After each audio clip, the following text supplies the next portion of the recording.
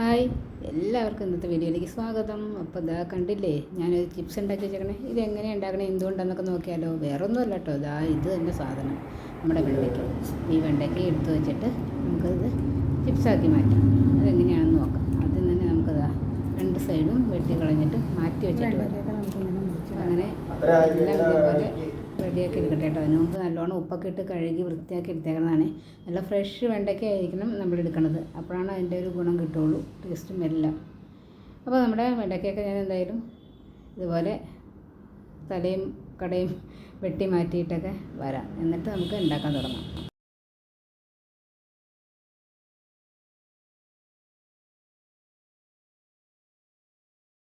അപ്പോൾ നമ്മളുടെ വെണ്ടയ്ക്ക എല്ലാം ഇതുപോലെ റെഡിയാക്കി കഴിഞ്ഞു. ഇനി നമുക്ക് എന്താ ചെയ്യേണ്ടതെന്ന് നോക്കാം. ഓരോ വെണ്ടയ്ക്ക ഇങ്ങനെ എടുക്കുക. എടുത്ത ശേഷം എന്താ നെടുകെ രണ്ടായിട്ട് പൊളിക്കാം.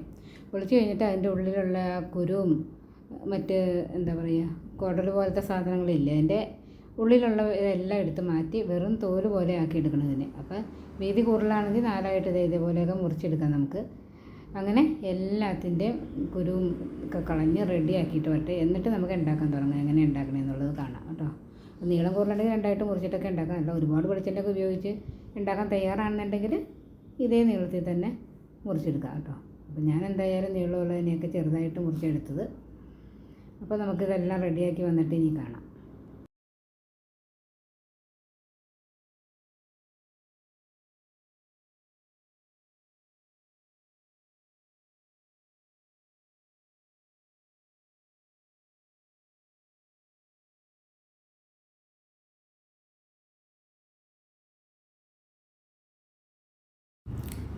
അങ്ങനെ അവിടെ ഇരുന്ന് നല്ലൊരു ജോലിയായിരുന്നു. വെണ്ടയ്ക്ക മുഴുവനും റെഡിയാക്കി എടുത്തിട്ടുണ്ട് കേട്ടോ. എല്ലാം നല്ല ഭംഗിയായിട്ട് കിട്ടിയിട്ടുണ്ട്. ഇനി നമുക്ക് ഉണ്ടാക്കാൻ തുടങ്ങാം. അപ്പോൾ ഉണ്ടാക്കുന്നതിന് മുമ്പ് എങ്ങനെയൊക്കെ എന്തൊക്കെ ചേർക്കേണ്ടതെന്നൊക്കെ അറിയണ്ടേ. അപ്പോൾ അങ്ങനെ ഓരോന്നായിട്ട് ചേർത്ത് തുടങ്ങിയാലോ.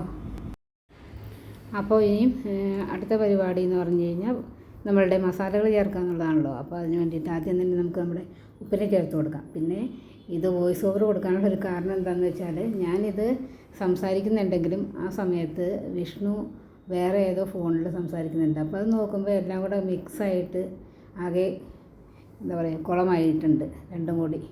അത് രണ്ടുപേരും പറയണതാണ് കേൾക്കുന്നത്. അപ്പോൾ അങ്ങനെ വന്നു കഴിയുമ്പോൾ എനിക്കത് വേണ്ടാന്ന് തോന്നി. അതുകൊണ്ടാണ് കേട്ടോ. പിന്നെ ഞാൻ എന്തായാലും മഞ്ഞപ്പൊടി ഇട്ടു. അപ്പോൾ മഞ്ഞപ്പൊടി ഇട്ടപ്പോൾ ഞാൻ പറഞ്ഞത് വേറൊന്നുമല്ല, ഫാൻ കാരണം മഞ്ഞപ്പൊടി ഇടുമ്പോഴേക്കും പറന്നു പോകണം കണ്ടില്ലേ. അപ്പോൾ മഞ്ഞപ്പൊടി ഇട്ടിട്ട് നിർത്തിയിട്ട് ഫാനിന് നേരെ ഓഫാക്കി. മഞ്ഞപ്പൊടി ഇടുമ്പോഴേക്കും ഇങ്ങനെ ഫാൻ കൊണ്ടുപോകുക കാറ്റ്. അപ്പോൾ അതുകൊണ്ട് നമ്മൾ മഞ്ഞപ്പൊടി വീണ്ടും കുറച്ചുകൂടി ഇട്ട് കൊടുക്കാൻ കേട്ടോ. പാകത്തിന് ആദ്യം ഇട്ടില്ലായിരുന്നു. ഇനി അടുത്തതെന്ന് പറഞ്ഞു കഴിഞ്ഞാൽ ബാക്കി മസാലയൊക്കെ ചേർക്കുന്ന വിഷ്ണു കൂടെ വന്നിട്ട് വേണം. ഞാൻ തന്നെ ഇട്ട് കഴിഞ്ഞാൽ ശരിയാവില്ല.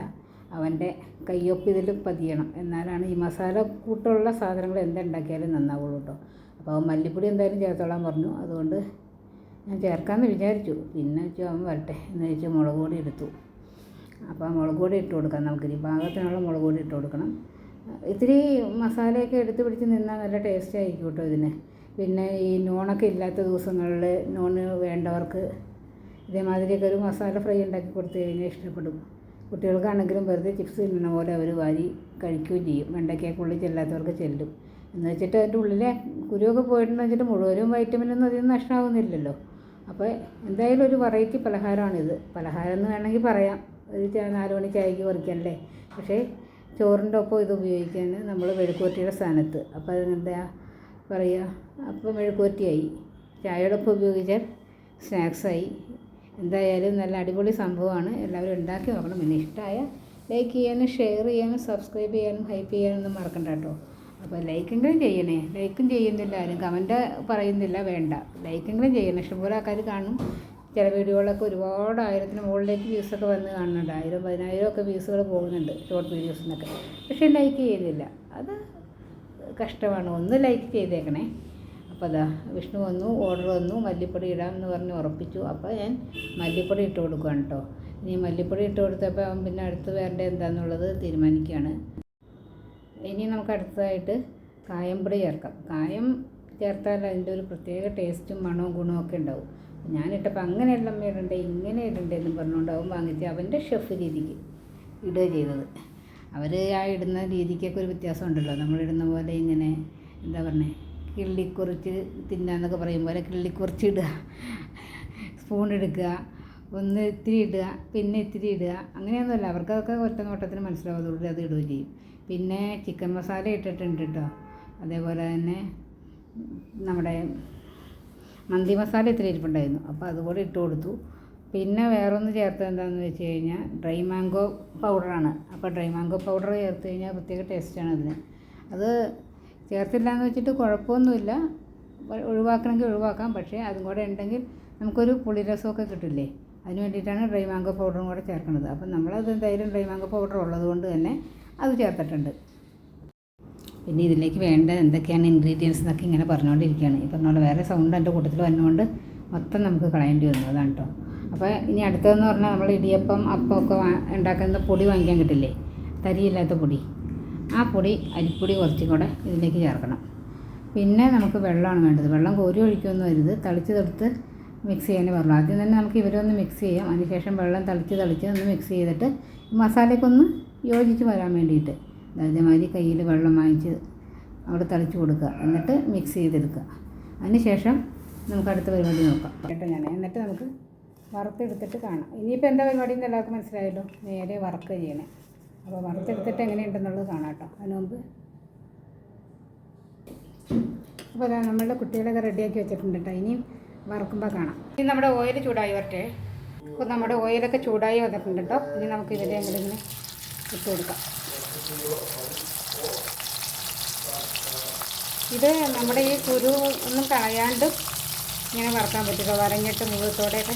ഈ വെണ്ടയ്ക്ക് നമ്മൾ കടയും തലയും രണ്ട് ഭാഗം ഉണ്ടല്ലോ, തുമ്പും വെട്ടിക്കളഞ്ഞിട്ട് നിറയെ വരഞ്ഞു കൊടുക്കുക, എന്നിട്ട് ഇങ്ങനെ മസാല വെച്ചും വറുക്കാൻ പറ്റും. പക്ഷേ ഇതൊരു പ്രത്യേക തരത്തിലാണ് വറുത്താൽ വരിക, അത് വേറെ തരത്തിലാണ് വരിക. അതായത് അത് ക്രിസ്പിയൊന്നും ആവില്ല, ഇത് നല്ല ക്രിസ്പി ആയിരിക്കും. അപ്പോൾ അങ്ങനെ നമ്മളുടെ വെണ്ടയ്ക്ക 65 റെഡിയാവുകയാണ്. അപ്പോൾ റെഡി. ഇനി കോരാം അല്ലേ.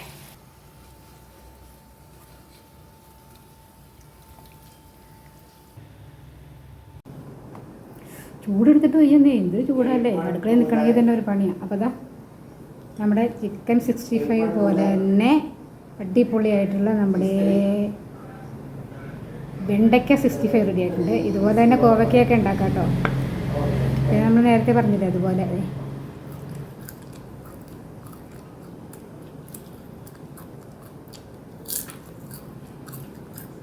വെറുതെ ചിപ്സ് തിന്നും പോലെ തിന്നാം.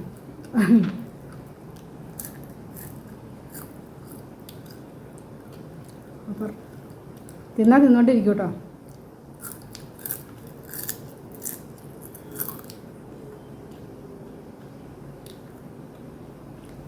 അപ്പോൾ ഇഷ്ടമായ ലൈക്ക് ചെയ്യുക, ഷെയർ ചെയ്യുക, സബ്സ്ക്രൈബ് ചെയ്യുക, ഹൈപ്പ് ചെയ്യുക. ബൈ.